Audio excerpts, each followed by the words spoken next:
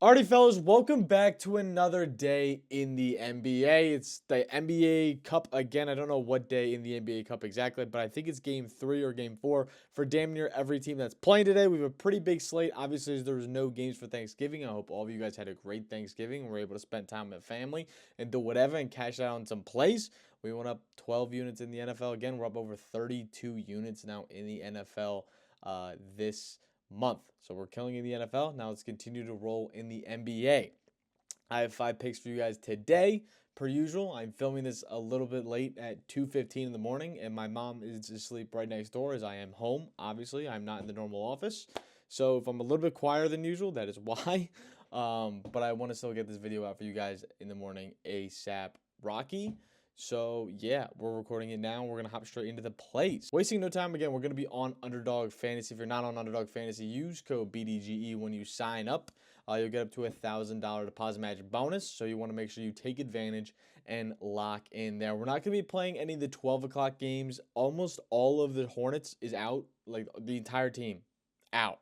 Done. Not fucking playing. We have 8 players as of right now playing in this Charlotte Hornets game. So again, you could, in the hypothetical, be like, oh my God, Josh Green's going to have a big day. Or Brandon Miller's going to have a big day. Whoever the hell's playing. You could say that. I think it's just going to be a wash of a game. Maybe take some unders on the Knicks side of things. It's going to be an absolute wash, blowout. And normally in blowouts in the NBA Cup don't exist because you just want to keep scoring points. In a game like this where it's like the starters for us aren't going to be playing, I don't see Tibbs even playing all of these guys 35 plus minutes like he normally would if we're losing by that much. So because they really won't need their stars to be scoring on us, if I'm going to be completely frank, which is the sad part. And I say us because I am a Hornets fan, and it's a poverty lifestyle. And yeah, it's like being a Panthers fan, still poverty. We're not going to take any 230 games either. Again, I really like this game for the slate and everything, but I want to have like this video have longevity for you guys. So I didn't plan on doing any 230 games. But if I were to, I really like Darius Garland's lines. I saw a lot of close friends of mine that are cappers in the community take his points. As Atlanta has just been a revolving door to point guard so far this season. So if I were to lean anything, I probably would go there. Evan Mobley's not a bad shout either against Atlanta. But keeping it pushing. No Atlanta game, no Cleveland game. Memphis, it's bait with the John Morant lines. Everybody wants to take the John Morant lines, blah, blah, blah, blah. He hasn't been playing the minutes. He's been on 25 minutes, pretty much strict, 27 minutes. So all of his lines are very low right now. And everyone's like, oh my God, he's going to hit over this. He's going to hit over that. Like, realistically, we have to weigh in the minutes as a true factor. I don't think he sees a normal 35-minute workload, a normal 33-minute workload tonight. So for him to have the lower lines, there's a reason for it. It's not just random. It's not just matchup based. It is because of the minutes being lowered. But in the Clippers-Minnesota game, we do have a few plays. So you could take Julius Randle under 20.5 points. I got him under 21.5 points. And again, I put all the picks out on Discord already, so they were early because, again, I'm doing things in the morning, but they're also going out on Twitter live right now as I'm doing this at 2 in the morning. So again, if you're up at these hours, you got the plays early, you were able to lock them in, you were able to get the best value, as we're always trying to get the best value and make sure you're getting the best value and tailing on Pickett. I have specific plays where I only post them on Pickett. For example, I had a Tyrone Tracy anytime, or not anytime, a first touchdown play, plus 700, we cashed it. It was only on Pickett. So again, if you want to be on Pickett, use code BDG when you sign up. You'll automatically follow me, and you can take advantage of those plays where you can just cash out big money. Again, if you want the best value, make sure you're on Pickett, and you'll get plays like this. Julius Randle, we got a 21.5. You still can take it at 20.5. I still like it there, even with it being lowered. It's a tough matchup for Randle. We go to the props madness here. So again, it doesn't look as good when you're looking at it like you move this to 21.5 and these two go red. It looks a little bit different. Take this one away. It looks a little bit better on the eyes, but you still will take 20.5. As you can see, not a big hit rate for players that are very similar to Julius Randle. Obviously, these are power forward, small forward combos that have not hit this in the recent time. Only 4 of 11 hit rate. And you look at, this is the main problem that I want to look at for Julius Randle. Obviously, you can look at the matchup. It's not hot. Defensive rating top 5. They're pretty much top 12 in almost every category. 3-pointers allowed is the only one where they're really not. And that's not something I'm going to be worried about with Julius Randle pulling up for 3 a million times this game. As you can see, only 21% of his shots come from beyond the arc, so really not worried about it. And you look at the opposing defense, obviously, this is the mid-range of where Randall cooks. This is where his post-ups are. This is where his spot-ups are, and that's where he's going to get cooked primarily. So he's going to get cooked in here. They're top 13 inside the paint area in the restricted area. They're top 10. They're top 11 outside. This Clippers team in general, bottom line, very sneaky good. They came into the season, everyone's like, this team's going to be bad. They have no Kawhi Leonard. The team's kind of in shambles. They have no real direction. A bunch of aging veterans. James Harden, what the fuck is he going to be? You lose Russ in free agency. What does that do? Is he was playing a pretty good six-man. What the hell happens with this team? Everyone thought it was going to be in shambles, and it turns out they're actually one of the better teams. And defensively, they have been elite. Zubac's been playing out of his mind. It's crazy to see. I came into the year especially expecting this team to just be mid to below mid at best, and they're playing way above that. So all props to them in that respect. So if you're a Clippers fan, you're probably pretty happy that you're overplaying yourself here. And you look at the ratings defensively, it looks fantastic. Against power forwards and against these type of setups of free throws, spot ups, transition, post ups, like these are top 12 numbers, 8-8. The only pick and roll ball handler, which he does at a 6% rate, they're 14th, and even then, it's like you still don't feel great about 14th. It's not even the top 15. So you look at that 6%. You combine this. This is damn near all of his points is defended in the top 12, top 10, top 5 scenario on defense. So taking this under on points feels pretty good in this matchup. I think it's going to be probably a bigger Ant game. Maybe you can get some complementary pieces like a Jaden McDaniels has a big game. A Naz Reid has a pretty big game. A Mike Conley can do something for you. I just don't see Julius Randle really being that big of a factor, especially with his usage just kind of staying the same throughout for a while now. If we go to just props.cash, and again, I get a ton of questions on this. This is props.cash. You can use code GUT25, get 25% off the first few months. As you can see, 21.5 right here. We got it a little bit better value here, but you can get it still supposedly on here. They say 21.5 is on FanDuel, so you can take advantage there. But 21.5 feels like a great spot. As you can see, the lines look a lot different. Only 9 of 18 games. But the usage has just been the same. Like you're looking at the same usage throughout 25, 26, 27, 26. There's no spike. There's no like 36 here. Like that's not happening over the past 4 games. He's simply just hitting shots, and I don't think that continues in hard matchups. Houston wasn't a bad matchup for a power forward. The Kings are a solid matchup against power forwards.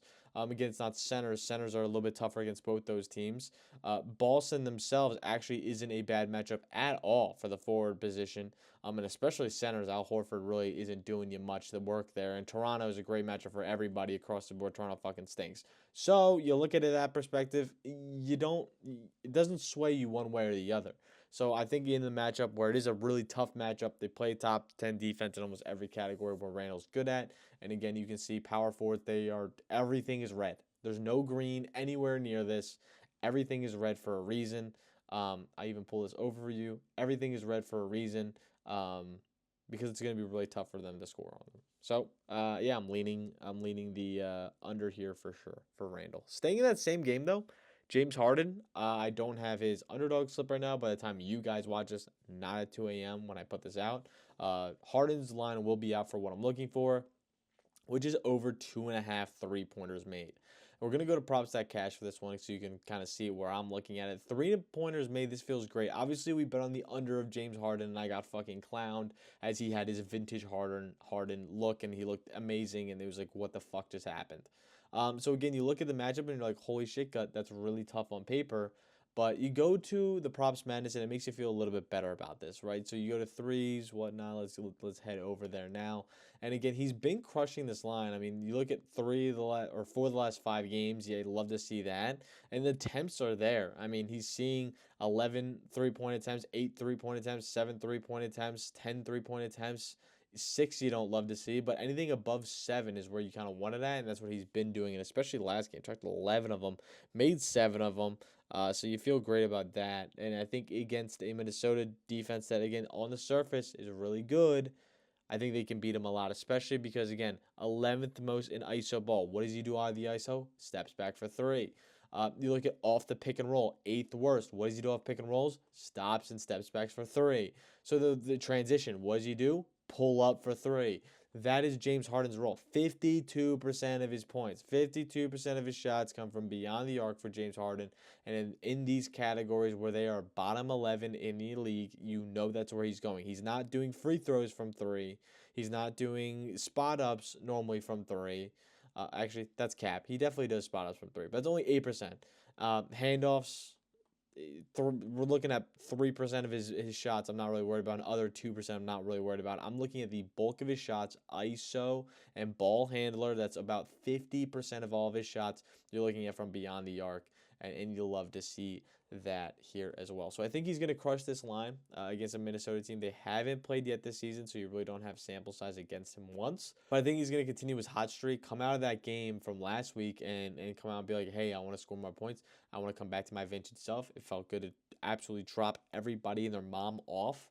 So he's probably going to try to do that again in again an NBA Cup game where he's a guaranteed damn near extended minutes. The spread of this game, if I'm not mistaken, real quick we'll glance at the lineups as well. But if I'm not mistaken, this spread is only 5, so it's going to be a close game. Probably going to be a lot of minutes. Norman Powell might not play. If Norman Powell does not play, this only gets better. You look at without Norman Powell, he's hit this in 3 of 5 games. So you feel great about it, and he's been tempting a lot in those games. So again, if Norman Powell does not go, you feel even great about it. We're taking advantage and getting the line where it is now. So that's what you love to see. Moving on from that game, that's the Minnesota and the Clippers game. That's the only thing I have out of there. For now, we'll just put Harden points, but we're looking at 3-pointers.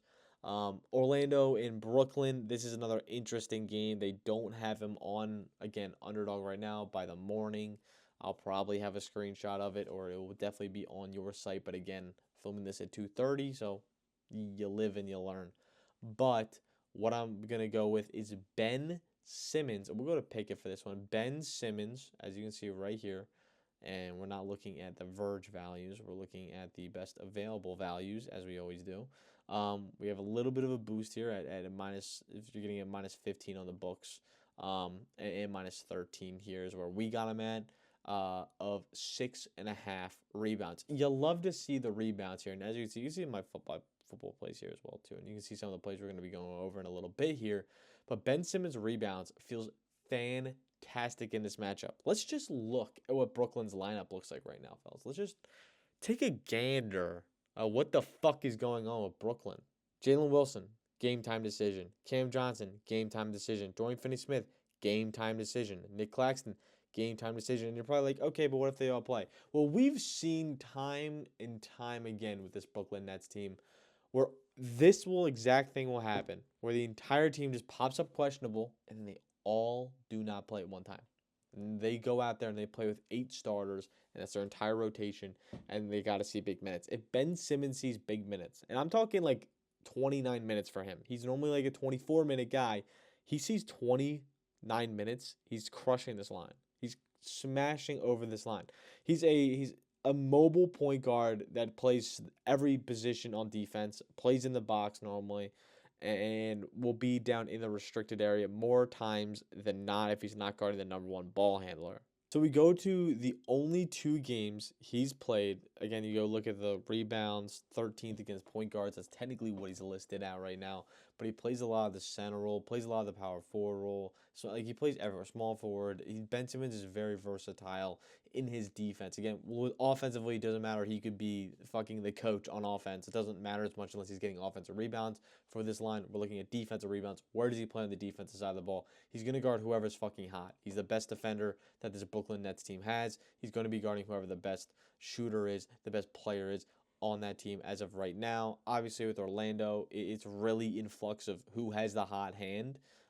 So that will depend. If it's Franz, he'll be on Franz. If it's Suggs, he'll probably be on Suggs. So that's where you got to look at it from that perspective. But when we go to injuries and we look at games without Cam Thomas, who again, Chuck Shotter, gets a lot of volume, whatever, plays a lot of minutes there. When you look at without that game, he crushes this line this year. Both games he's hit over this mark, and he's had 12 and 11 rebound chances in those games. And again, his line's only 6.5, so he only needs 7 rebounds.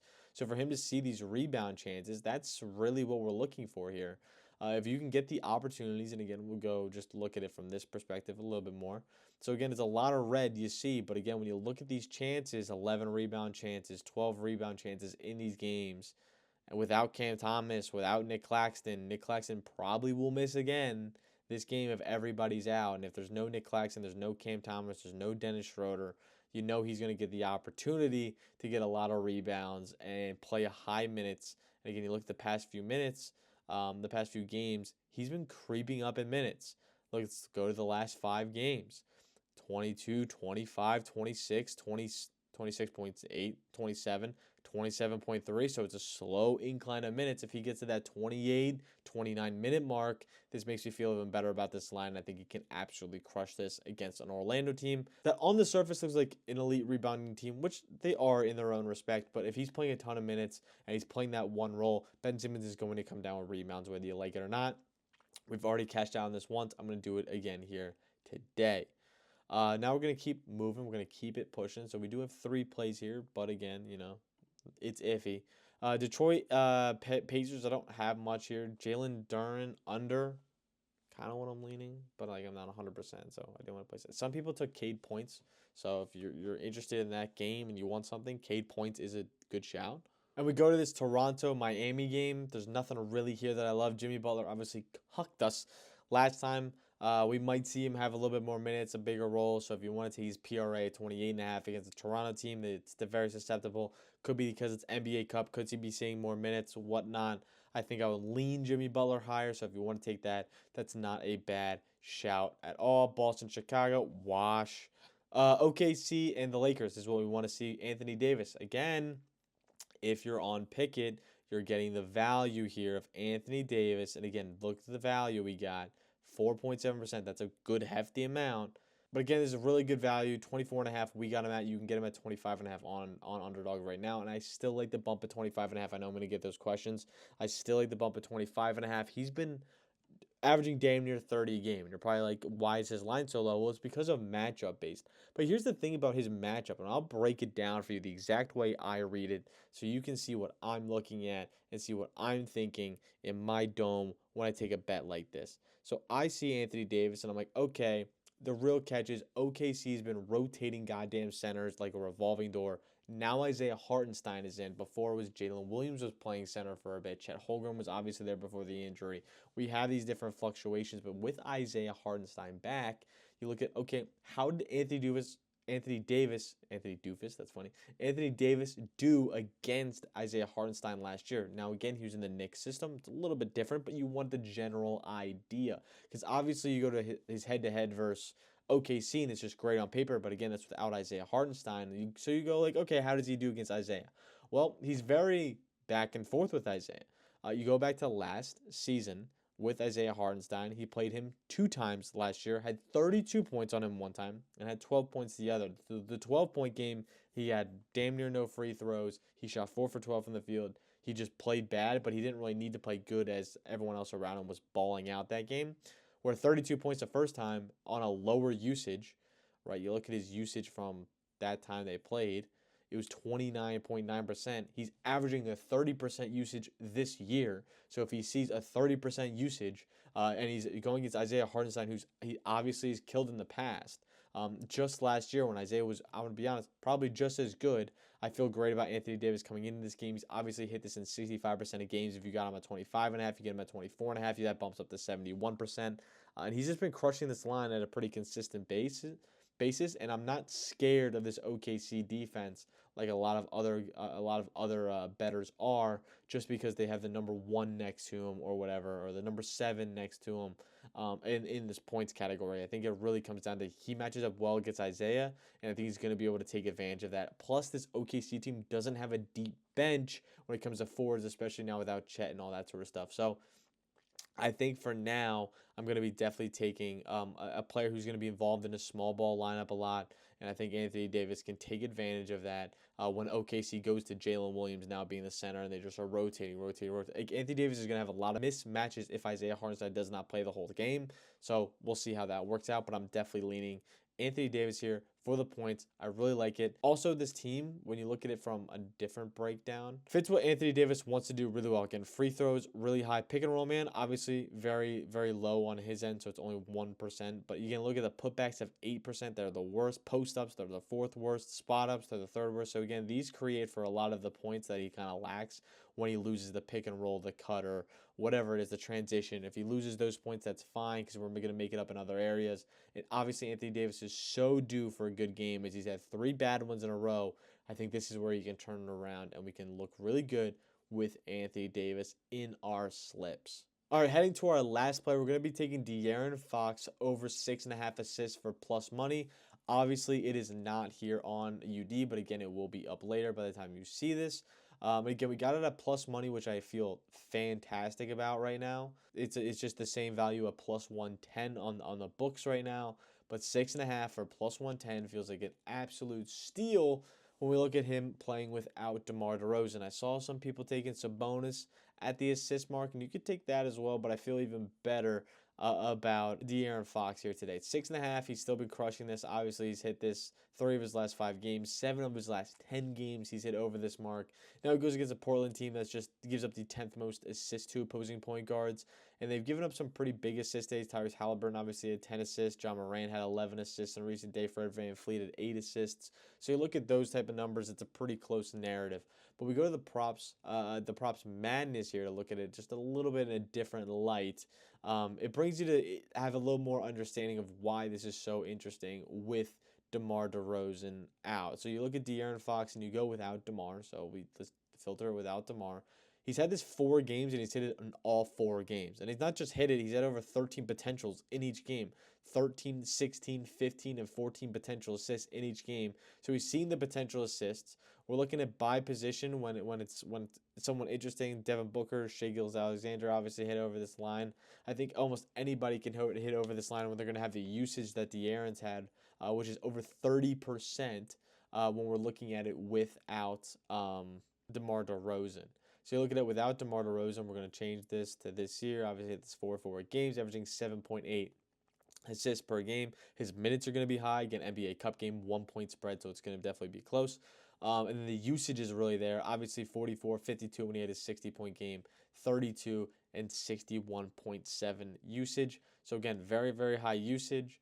And that's what we want to rely on when we're talking about assist, especially because you want him to be making these passes, which he is, passing the ball the second most on the entire team right now next to Sabonis. So him and Sabonis are going to be dealing. And with DeMar DeRozan out, he passes the ball the damn near the most. So we're going to be definitely loving that play as well here today. So I think De'Aaron Fox is going to crush this line. Again, the matchup is there. Without DeMar DeRozan is there, losing a star. The minutes are going to be there in the NBA Cup. I think he easily hits over this line. I think you can see 8 to 9, maybe even sprinkle a little tenner in there for a double-double. Plus, I think it's 400 that you can get De'Aaron Fox at there. So I like De'Aaron Fox assist. Obviously, we don't have it here on UD, so we have to. I'll throw that in when we're editing, but it will be there by the time you guys see this. Anthony Davis, James Harden at 2.5 3-pointers made, not points. Julius Randle under 20.5 points. And I am missing one other one, which is Ben Simmons over 6.5 rebounds. So we love that. Make sure again, if you're not on Pickett, you get on Pickett. If you're not on the Discord, it's absolutely free to join the Discord. And you can take advantage and just have fun with us in chat, as well as I post all my plays in there pretty early. So sometimes they're in front of Twitter even, so you can get them as early as possible. All the write-ups will still be on Twitter, so you can stay there if you want as well. But make sure you follow one of those at least, so you're getting the plays early, you're getting the plays on time. Again, we're up over 32.5 units on NFL. We're going to be rolling here in NBA, as well as I'm going to have some NFL picks out today as well for you for the Black Friday game between the Chiefs and Raiders. But for now, that's what we're going to do. We're going to roll with this 5 legs. And let me know what you guys think in the comments below, and I'll catch you guys next time. Peace.